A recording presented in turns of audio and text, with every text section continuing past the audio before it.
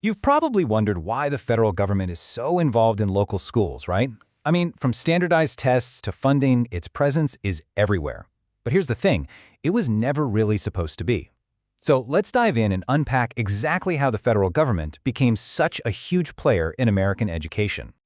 Okay, let's start with a really simple question. If you were to read the U.S. Constitution front to back, all the articles, all the amendments, where would you find the word education?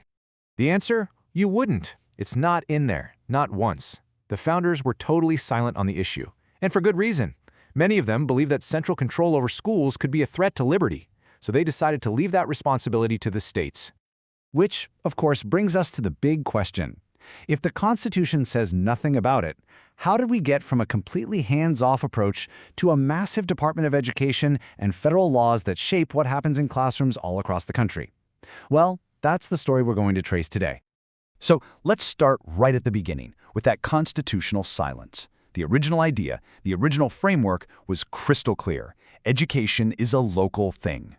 And the 10th Amendment is really the key to understanding this. It basically says, look, if a power isn't specifically given to the federal government in the Constitution, then it belongs to the states. And since education isn't mentioned, well, it became a state responsibility by default. And for a very long time, that's exactly how it worked. But being hands-off didn't mean doing absolutely nothing. Let's take a look at how the federal government first started to, dip its toes in the water, not by making rules, but by providing resources.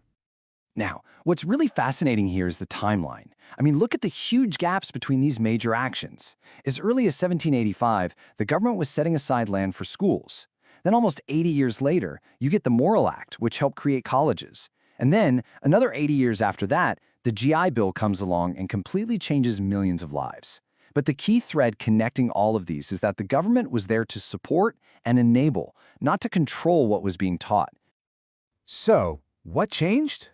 Why did the government suddenly pivot from just providing resources to actively shaping policy? Well, the answer, as it so often is, was crisis. Two massive national crises, in fact, that forced a complete change of course. First up, a national security crisis. Just try to imagine the shock in 1957 when Americans looked up at the night sky and saw a tiny blinking light from a Soviet satellite, Sputnik, orbiting the Earth. There was this wave of panic that the U.S. was falling behind big time in science and tech. And all of a sudden, education wasn't just about learning. It was a matter of national defense. The government's reaction was incredibly fast. Just 1 year later, Congress passed the National Defense Education Act. This thing poured federal money into schools, but with a catch. It was specifically for improving how science, math, and foreign languages were taught. This was a huge deal. It was the very first time the federal government used its financial muscle to directly shape school curriculum on a national scale. The second major push came from a moral crisis, the deeply unjust system of racial segregation in schools. The whole idea of separate but equal was, in reality, anything but. It created a system of profound inequality, with schools for Black children left chronically underfunded. The federal government's answer to this was the Civil Rights Act of 1964. And this was a massive, massive expansion of federal power. For the very first time, the government could basically force school districts to desegregate by threatening to pull their federal funding. The message was unmistakable. If you want our money, you have to protect the civil rights of every single student. This intense focus on civil rights really opened the floodgates. The federal government's role started expanding beyond just race to tackle other kinds of inequality, kicking off a whole new era that was all about equity. And you can see this clear pattern emerge in the years that followed. You have the Elementary and Secondary Education Act, which aimed to help students in poverty. Then there's Title IX, which completely revolutionized women's sports by banning gender discrimination. And then IDA, which guaranteed educational rights for students with disabilities. In every single one of these cases, the federal government was stepping in to protect a specific group of students. All right, let's bring it into the modern era because this is where we see another major shift in focus. The conversation moved from ensuring everyone had access and equity to demanding accountability and results. This really comes down to the two biggest education laws of the 21st century. On one hand, you had No Child Left Behind, which massively ramped up the federal government's role, requiring annual testing and holding schools responsible for the scores. Then, its replacement, the Every Student Succeeds Act, kind of dialed that back, giving more control back to the states. But it kept that core idea of annual testing firmly in place.